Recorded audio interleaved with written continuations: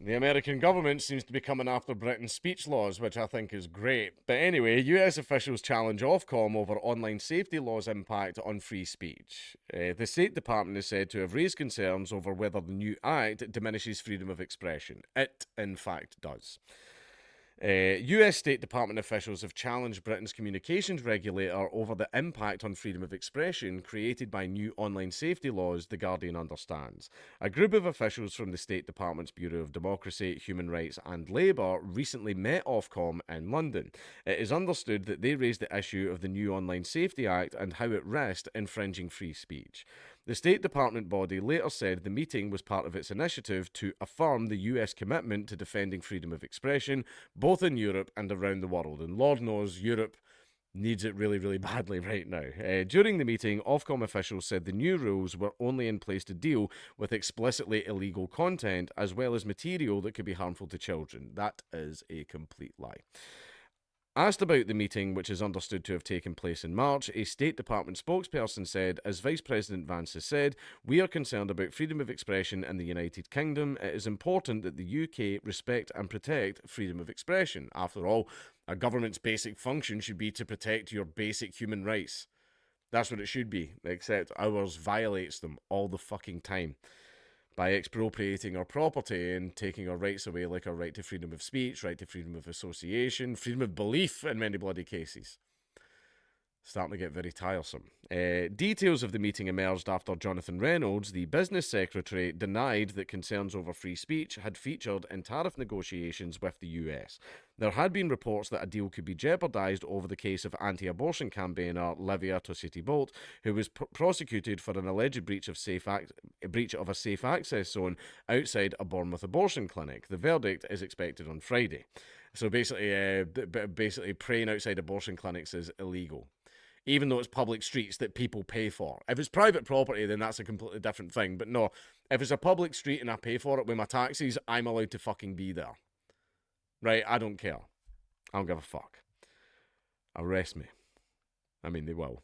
It's an authoritarian government. Of course they're going to. What are you going to do? Arrest me? Yeah, that's what they do.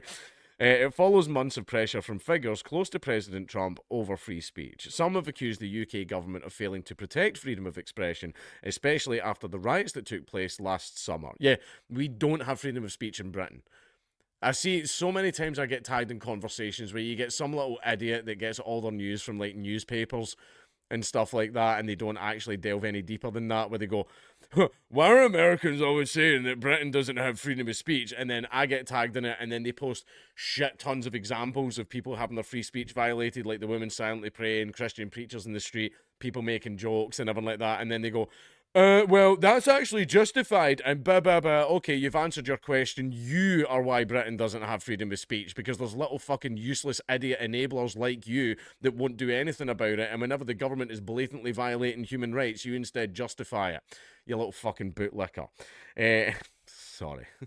Passionate about this subject, could you tell? In February, the US Vice President, J.D. Vance, complained of infringements on free speech in the UK. Elon Musk, one of Trump's closest allies, repeatedly claimed that some prison sentences handed down to people who incited the riots on X were a breach of free speech. They, in fact, were. People were getting arrested just for being at the riot. They didn't do anything, they were just there, and people were getting arrested for it.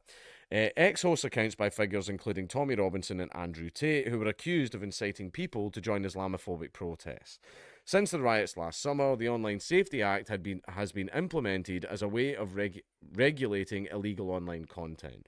During a visit to the UK, the US State Department team held meetings with Ofcom, the Foreign Office, and the Alliance Defending Freedom, a US group that funds and campaigns on conservative issues. Among the group was Samuel D. Sampson, who previously worked for US conservative organizations. He was appointed as a senior advisor at the DRL in January after Trump's victory. On the day of last year's US election, he tweeted, "Today we choose God over pagan idols." Oh, I feel terrible. He has previously taken a close interest in freedom of speech issues, writing about the topic in the American's Conservative magazine. The DRL's interest in Britain marks a pivot by an agency originally set up in the 1970s to advance democracy around the world against the backdrop of the Cold War. Who started this again? Don't worry about it. Rather than Britain's domestic affairs, the DRL's advocacy has focused on the Middle East, Russia, and China.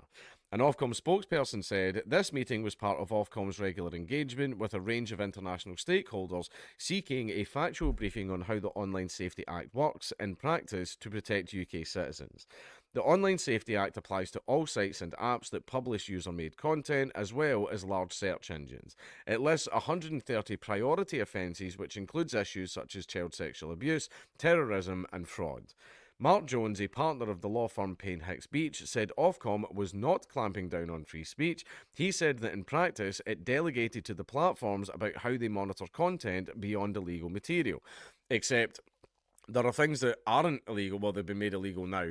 It's a case of things, the way that, the clever way that they do it with the law is there are certain things that aren't illegal, but the crime is the company not acting fast enough to remove said thing. So you've not made the thing getting removed illegal, you've made the company not acting fast enough illegal. Do you see the clever little thing that they've done there? So basically they've managed to outlaw speech by not directly outlawing the speech, but by outlawing the response time of your reaction to those certain things. It's fucking clever. It's very, I'll give them that. Usually the government are idiots, but I'll give them that. It's very bloody clever. An example is in relation to misogynistic and hyper-masculine content. Hyper-masculine content. What is so hold on, if you see me bench press 150, I mean, I couldn't bench press 150. I mean, I do 60 for reps. Not now, because I feel fucking terrible. But, yeah. So, hyper masculine, I think that's pretty masculine. If someone's bench pressing 150 kilos, if someone's bench pressing 150, that's pretty hyper masculine. Is that illegal? Is that illegal now? Ofcom wrote to social media platforms to urge them to go above and beyond their legal obligations under the Online Safety Act, even though the content itself isn't illegal. Free speech advocates say that this is going to bring about a culture of if in doubt, cut it out, as platforms seek to avoid being subject to Ofcom's enforcement power. So it's the exact same thing as Article 13 that was happening in the EU, where I had to go to Strasbourg's fucking EU court and tell them all to their face that they're all dumb boomers that have no concept of how the internet even fucking works. But basically, it would bring in the Great Firewall of China, where there would be a system, most likely AI, that would basically monitor everything that's about to go online. And if the AI isn't sure, then that thing will not be allowed to go online. The Great Filter. The Great Internet Filter. And it's going to most likely be controlled by AI. Does everybody see where this is going? On the other side, we have Musk and Meta chief Mark Zuckerberg, who's totally on our side now, guys, who have spoken out about the online safety laws in the UK and institutionalising censorship. Duties in relation to misogynistic content, for example, are voluntary, unlike the requirements to tackle illegal content and child safety. CP being banned, yeah. yeah, okay. Completely fine. The other stuff, no, but companies can still fall afoul of the law and they can still face very severe fines from Ofcom. Basically, a large, powerful institution is using its state power to come after companies to force them to remove certain information.